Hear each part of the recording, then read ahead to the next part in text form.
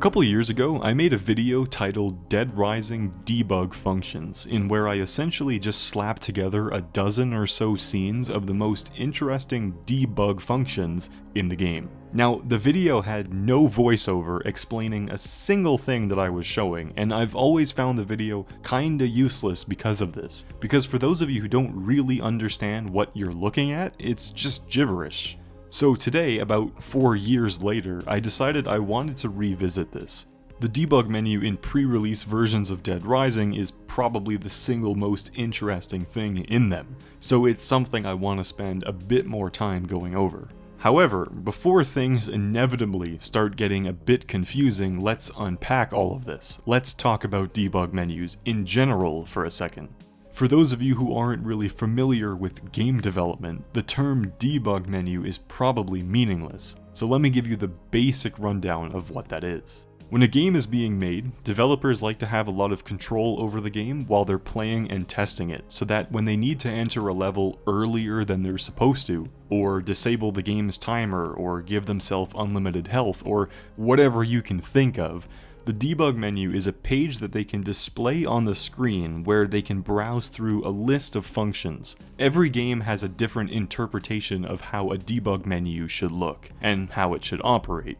There's no golden standard for debug menus. Developers can make them look any way they please. Most of you have probably experienced a debug menu before, actually, without even really knowing it, as when you load up any older Source Engine game like Half-Life, you press the tilde key and boom, you have a debug menu. Some debug menus in games are just glorified cheat menus like toggling God mode or whatever, whereas other games employ a much more sophisticated developer menu, which is often cryptic and hard to read if you're not a developer of the game. Dead Rising 2, for example, has this giant blue box that opens up when you access the menu, which allows you to scroll through a gazillion functions. It's insane. This is a basic example of a debug menu, or at least a debug menu with a lot of control over the game. It's packed full of stuff to mess with. It takes hours to go through the menu, and maybe one day we'll check out Dead Rising 2 for this. Anyways, it's important to note that debug menus are usually stripped away from the final version of the game once it comes out. And the game in question today, Dead Rising 1, is no different. In fact, in order for me to even make this video, we have no choice but to hop into a pre-release version of the game in order to even have the debug menu. The debug menu simply no longer exists today in the final game of Dead Rising. Now, Dead Rising, like many MT framework engine powered games of this era, all use the same debug menu. However, Dead Rising was the first to use it, and because of that, it's a bit lackluster and kind of difficult to use. To open the menu in Dead Rising, you need to press and hold the correct combination of controller buttons. The buttons for this are left bumper, right bumper, left stick, right stick. Once you successfully press all 4 of those in at the same time, you'll be greeted to this very generic looking wall of green text. Some of you Capcom fans may even recognize this menu from other games, as the same menu was reused in Lost Planet, and even Devil May Cry, believe it or not. So if you've ever used it in those games, you more or less get the gist of how it works in Dead Rising, but for those of you who have never seen this before, let's take a little journey into Dead Rising debug, something none of us were meant to see. Now, obviously, at first glance, it looks a little overwhelming. If you're not really familiar with how Dead Rising works internally, none of these page entries make any sense, but I'll do my best to walk through most of them and bring a bit of meaning to it all. It's at this point that I should mention that a lot of this menu is weirdly kinda useless and not very interactive. When this menu got reused in Lost Planet and Devil May Cry, Capcom added the ability to fine-tune variables and mess with basically any game data you can think of. But Dead Rising did not get such treatment, again because it was the first game to use this menu. Dead Rising's menu is pretty lackluster because of this and doesn't allow us to tinker with the game past a certain point. And because of this, I'll skip over quite a lot of the useless shit in this menu, and just stick to what's actually interesting, or what actually does something. But at the end of the day, lack of interactivity aside, I'm just glad Dead Rising has a debug menu that we can look at, so let's do that. So to begin breaking down this menu the easiest way we can, let's check out the cheats page first, which for whatever reason is called Debug Shortcut. Anyway, as far as quantity of things in here, it's pretty unimpressive, and even more so, half of the toggles in this page don't actually do anything for some reason. Now, player mute key will stop the zombies from being able to attack you. They'll still chase you, but they won't actually hurt you. Player HP full will force Frank's health to maximum and will lock it at maximum, and cockpit display simply toggles on and off the HUD, obviously to make it easier for them to take screenshots and whatnot. With cheats aside, next we move on to the area jump page, which is about 100 times more interesting than the cheat menu. Area jump is a level loading system that can allow you to drop yourself into any given level. It's probably a thing a developer would use the most in this entire menu. You can also reload the level you're currently in if you accidentally break it while testing other stuff. And one kind of cool thing, but kind of odd, is that the area jump page mentions the existence of a bunch of test levels, as well as levels from 2005 builds of the game. But what's odd about it is that the data for these levels don't exist anymore, at all. All we can do is see an empty void if we load them. Now, while not exactly a page full of options and instead just a single button, the debug menu has the ability to pause code execution and effectively pause the game whenever you'd like.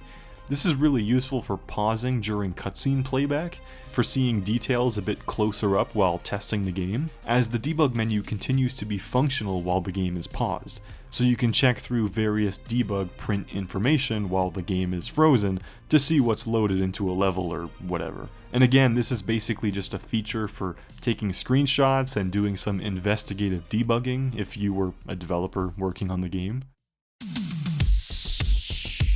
Now the frame page is pretty cool, as it lets you see what frames per second the game can achieve in any level. Now any other game would employ the ability to see the FPS counter just somewhere on the screen, independent of the debug menu, but Dead Rising's debug menu encloses all of its debug text within the menu itself. So when the debug menu is closed, there's no residual debug text left anywhere on the screen, which kinda sucks. The coolest thing about playing pre-release builds of games is seeing a huge clutter of debug text littered all over the screen, and unfortunately Dead Rising doesn't do that. However, back in 2005, Capcom had a much earlier debug menu implemented into the game. It was kinda similar to Resident Evil 4's, and it actually allowed the developers to display a bunch of metric data and text all over the screen. But sadly, once 2006 rolled by, they changed the menu into this one and took all of that out. Most of the render page is unfortunately read-only and thus kind of useless, which a lot of other pages are as well. So you can't really tinker with stuff in here, but within the render page you can read a bunch of game data, and I mean a bunch of data. One funny thing you can mess with is the ability to turn off the quality control settings, which basically just disables the anti-aliasing and makes the game look 100 times worse. But that's really the only toggle that you can mess with in here. Now the unit page is the real meat and potatoes of the menu. It's an absolute unit, if you will. It's probably the biggest page in the debug menu that we'll dive into today. It would take a very long time to explain how all of it works, so I'll try to be brief. Basically, the majority of the core functions loaded into the game at any given time, such as light processing, zombie management, player rendering, texture loading, everything is sorted into the debug menu as units. You can enter each unit and tinker with hundreds of functions in here. It's very cryptic, and you need to have a really good understanding of how the game works under the hood to know what any of this bullshit actually means. Luckily I do, so I can show some of the cool stuff it can do. For example, you can mess with various rendering and motion blur settings. You can alter a bunch of the post-processing effects like tone map filters, level correct, whatever. You can also seriously break the game by doing this. You can mess with Frank's render settings and even view the player's XYZ coordinates to aid in modding the game and placing items into your level, all that sort of stuff. Though it cuts off a large chunk of the text if you're using an HD TV, or really any TV made after 1970, basically. You can also mess around with NPCs in the game and view a bunch of loaded data about them. You can also mess with their appearance or AI, like I recently discovered you can close their eyes, weirdly, and you can even force a few animation states to make them appear hurt or whatever. We can also hide various bits of a map to see how the model is rendered or see through walls, that sort of stuff. Unit 15 contains some really cool visual debugging stuff, specifically for the cloth or jiggle bone system. You can render out all of the nodes in the cloth physics file as visual green lines. I actually just recently discovered this while editing this video. I didn't even know this was in here, so we're basically both seeing it together.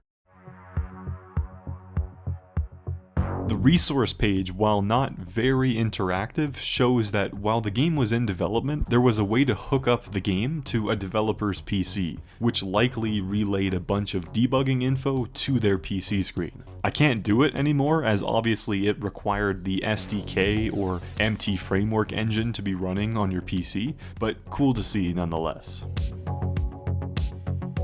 But moving on to something actually incredibly useful, within the camera page, we have the ability to swap the player's camera into the Debug flycam. It lets you detach the camera from the player and move around freely. You can even zoom with it and rotate the axes. I found that this Debug camera still exists in the final game today, so it's a feature I use pretty much daily. There's plenty of buttons to operate it, such as if you hold left trigger, it'll move really slowly to get those ambient shots for game trailers or whatever. And if you hold both triggers, you can fly about 15 million miles an hour. It's a lot of fun. In the score page, we can forcefully level Frank to max level 50 and reset it back to 1 at any given time. This is most likely a basic testing feature that they used, since it gives you all the player abilities and speed boosts. It was probably useful for developers to just max out their stats while testing the game. And last but not least, something that we can actually go see in the final game, we don't need the debug menu for it. There exists a visual collision debugger, which will display yellow lines around the perimeter of all collidable world geometry. Sadly, there isn't a visual debugger for item and player collision, but at least this is here. It's a ton of fun to walk around the mall and see how the collision is actually made and what you can stand on. And there you go, the mysterious and elusive debug menu of Dead Rising, finally unpacked. As I said before, in terms of interactivity, it's pretty uneventful. There's only a few options in here worth messing with, but overall, the debug menu is a huge part of Dead Rising's development, and history for that matter. So being able to see it today is nothing short of a miracle, as again, this isn't something any of us should be seeing. It's a developer tool, not a toy, and it's something that doesn't even exist anymore in the game today, so I won't take it for granted. Hopefully you found this wall of text as interesting as I do. If you want to stay a bit more up to date with what I do outside of just this YouTube channel, you can check out the Dead Rising Discord server, as I'm always active there posting stupid shit. And of course, come check out my nonsense on Twitter too. I post a lot of stuff there that never makes it into a video, so it's kind of worth checking out. Thanks for watching, and as always, subscribe for more.